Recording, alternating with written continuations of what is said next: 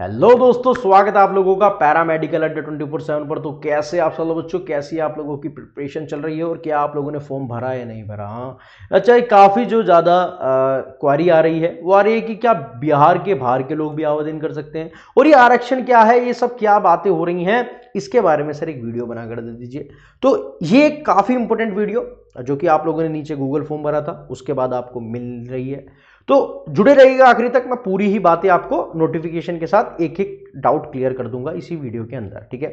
तो बात है भैया कि जो ये हमारा बिहार का, सबसे पहले मैं बताना चाहूंगा कि हाँ भैया, जो बाहर के भी लोग हैं, मैंने पहले भी बात करी इस बारे में कि जो भी बिहार से बाहर अलग राज्य की, अन्य राज्य की, यानी कि ऑल ओवर इंडिया हर एक बच्चा इस पोस्ट के लिए एलिजिबल है। यानी कि अगर आप लोगों ने डिप्लोमा या फिर बैचलर कर रखा है इन लैब टेक्निकल, तो भैया आप एलिजिबल हो, ठीक है। तो डीएमएलटी, बीएमएलटी हर एक बच्चा ऑल ओवर इंडिया का एलिजिबल है, ठीक। अगर बात करें आरक्षण की, तो अब उसके बारे में नोटिफिकेशन पर ही देख लेते हैं, सारी जानकारी मिलेगी इसके अंदर। हाँ देखिए, ये हम पहले भी बात कर चुके हैं कि हाँ, सबसे पहला आरक्षण तो यही आ गया कि भैया पीसीबी आपके पास होनी चाहिए। सबसे पहली बातचीत तो यही थी, ठीक है।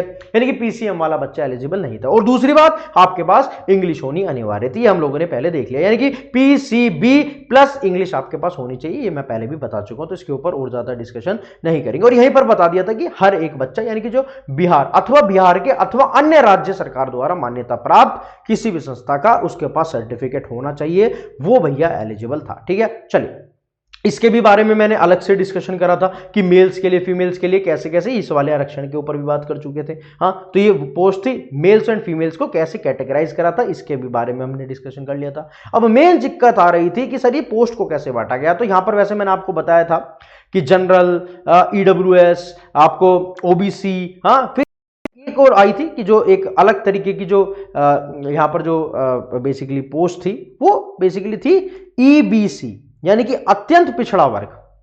अत्यंत पिछड़ा वर्ग, ये मैंने आपको, ये जो अत्यंत पिछड़ा वर्ग है, इसी के अंदर काफी ज्यादा जातियां जो है बिहार की वो आ जाती हैं। यानी कि जो पिछड़े वर्ग में हमको कम देखने के लिए, अनुसूचित जनजाति में कम देखने के लिए मिल रही थी, हाँ, जो हमको, तो उसकी जो भरपाई है, क्योंकि ज्यादातर जातियां इसी के अंदर आ जाती हैं, इसीलिए इसके अंदर पोस्ट ज्यादा देखने के लिए मिल रही थी। यानी कि एससी, एसटी, ईबीसी और बीसी यानी कि पिछड़ा वर्ग, और ईडब्ल्यूएस जो कि आर्थिक रूप से कमजोर वर्ग है, वो साथ में पिछड़ा वर्ग की महिलाएं। तो ये इस प्रकार से कैटेगराइजेशन करा था। हाँ, एक बात और मैंने आपको बताई थी कि ये जो, हाँ चलो यहां पर ही बात करते हैं। सबसे पहली बात क्या है कि ऑनलाइन आवेदन के इंगित कॉलम में आरक्षण की दावा नहीं करने पर आरक्षण का लाभ नहीं मिलेगा। यानी कि दावा करना पड़ेगा, उसके लिए अलग से फॉर्मेट भी इन लोगों ने दे रखा है, ठीक है। ये तो एक्सपीरियंस वाला है, ठीक है। आरक्षण का लाभ उन्हीं उम्मीदवारों को मिलेगा, ये बड़ी इंपॉर्टेंट बात है, जिनका स्थायी निवास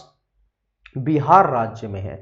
यानी कि आरक्षण उन्हीं को मिलेगा जिसका मूल निवास, जिसका स्थायी निवास बिहार का, यानी भले रहते बाहर हो, लेकिन आपका स्थायी निवास, आपका आधार कार्ड, आपका मूल निवास प्रमाण पत्र बिहार का है, तो आप इस आरक्षण को ले सकते हो। देखो यार, तभी तो आप इसके अंदर आओगे ना। देखो, आपको स्टेट का ही मिल रहा है, यहां पर सेंट्रल नहीं है। आपको सेंट्रल में अगर आप किसी भी दूसरे राज्य से हो, तो आपको उसका जो है जनरल कैटेगरी के अंदर ही फॉर्म भरना पड़ेगा। याद रखिएगा, जनरल कैटेगरी का ही भरना पड़ेगा। अगर आप किसी भी दूसरी जाति से हैं, अगर आप किसी दूसरे राज्य के अंदर किसी भी जनजाति से हो, तो आपको बेटा जनरल कैटेगरी के अंदर ही फॉर्म भरना पड़ेगा। ये साफ साफ लिखा हुआ है, ठीक है। क्या लिखा हुआ है? अर्थात जो बिहार के मूल निवासी हैं, बिहार राज्य के बाहर के निवासी अभ्यर्थी को आरक्षण का लाभ देय नहीं होगा।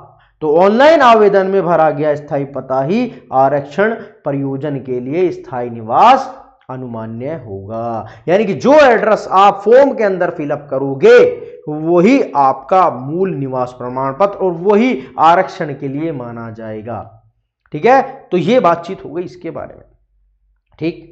इसके बाद इन्होंने बता दिया है कि अनुसूचित, अब ये बिहार के लिए कि अनुसूचित जाति, अनुसूचित जनजाति के उम्मीदवारों को निम्नलिखित प्रमाण पत्र जमा करना अनिवार्य होगा। यानी कि जाति प्रमाण पत्र, साथ में स्थायी निवास, मूल निवास प्रमाण पत्र, यही तो मैंने कहा था। यानी कि डोमिसाइल देना पड़ेगा अगर आप रहते बाहर हो। लेकिन आपका जो मूल निवास है, भले ही बाहर कहीं जॉब करते हो, कहीं रहते हो, कहीं भैया दूसरे राज्य में रहते हो, दिल्ली में, गाजियाबाद में, कहीं भी जॉब करते हो, लेकिन आपका अगर मूल निवास प्रमाण पत्र बिहार का है, घर आपका बिहार में है, तो वो आप उसके लिए एलिजिबल हो। लेकिन आपको मूल निवास प्रमाण पत्र के साथ साथ जाति प्रमाण पत्र ये दोनों जमा करना पड़ेगा। ऐसे ही पिछड़ा वर्ग क्या है, पिछड़ा वर्ग अत्यंत पिछड़ा वर्ग के उम्मीदवारों के लिए भी सेम ही बातचीत है कि प्रमाण पत्र जमा करना अनिवार्य होगा, यानी कि क्रीमी लेयर रहित प्रमाण पत्र, यानी कि आप नॉन क्रीमी लेयर के अंदर आने चाहिए ओबीसी के अंदर। ये भी बातचीत कही है इन्होंने बिहार सरकार के परियोजनक। स्थायी निवास अगेन वही मूल निवास प्रमाण पत्र चाहिएगा। फिर आती है आर्थिक यानी कि ईडब्ल्यूएस की बातचीत। आर्थिक रूप से कमजोर वर्ग के लिए निम्नलिखित प्रमाण पत्र आपके पास होना जरूरी है, यानी कि आय एवं परिसंपत्ति प्रमाण पत्र जो ईडब्ल्यूएस का फॉर्मेट होता है वो आपके पास होना चाहिए। साथ में अगेन वही मूल निवास प्रमाण पत्र होना चाहिए। ठीक है, तो उक्त सभी प्रमाण पत्र अपने स्थायी अधिवास अंचल के राज्य सरकार द्वारा अधिसूचित सक्षम पदाधिकारी द्वारा निर्गत किया गया मान्य होगा। ठीक है, तो ये बात हमने आपको बता दी है कि भैया बिहार के ही जो मूल निवास वाले लोग हैं, मूल निवास प्रमाण पत्र बिहार का है, वही आरक्षण का फायदा उठा सकता है। अगर आप दूसरे स्टेट के हो तो आप जनरल कैटेगरी के अंदर ही एलिजिबल हो। ठीक है, तो ये तो पूरी बातचीत हो गई भैया हमारी आरक्षण के ऊपर। ठीक है, अब ये क्या है, जो मैंने आपको अनुभव वाली बात बताई थी, जो आपको एक्सपीरियंस वाली बात बताई थी, जिसके आधार पर नंबर मिलने थे, तो ये फॉर्मेट लास्ट में आपको दिया गया है। तो इसके नोटिफिकेशन के लास्ट में पेज निकाल लीजिएगा और जो आपके जिस हॉस्पिटल के अंदर आप काम कर रहे हो उनसे फिलअप होगा और फिर जो है यहाँ पर उनके हस्ताक्षर होंगे, यानी कि सिग्नेचर करेंगे, पद का नाम और जो है वो आपकी अटेंडेंस को देंगे और इसके आधार पर आपके जो है वो मार्क्स कैलकुलेट होंगे 25 में से। ठीक है, तो ये सब तो बात पूरी की पूरी आरक्षण के बारे में। ठीक है, अगर कुछ और डाउट आप लोगों को आ रहा है, कुछ भी डाउट आ रहा है लैब टेक्नीशियन का बारे में पूछना है, नोटिफिकेशन के बारे में, सिलेबस के बारे में, तो नीचे दिए हुए फॉर्म को जरूर, जिससे कि मेरी टीम आप लोगों तक कांटेक्ट कर सके, आप लोगों को एक अच्छी एजुकेशन, एक अच्छी जानकारी, एक अच्छी क्वेरी के रिप्लाई दे सके। ठीक है, और जितना हमसे होगा पैरामेडिकल अड्डा 24/7 से होगा, हम हर एक पैरामेडिकल के बच्चे को, हर एक फार्मेसी के बच्चे को, सभी को एक अच्छी दिशा देने में हमेशा तत्पर रहेंगे। इसी आशा के साथ मिलते हैं अगली वीडियो के अंदर। तब तक के लिए जय हिंद, वंदे मातरम, जय भारत, बाय बाय बच्चों।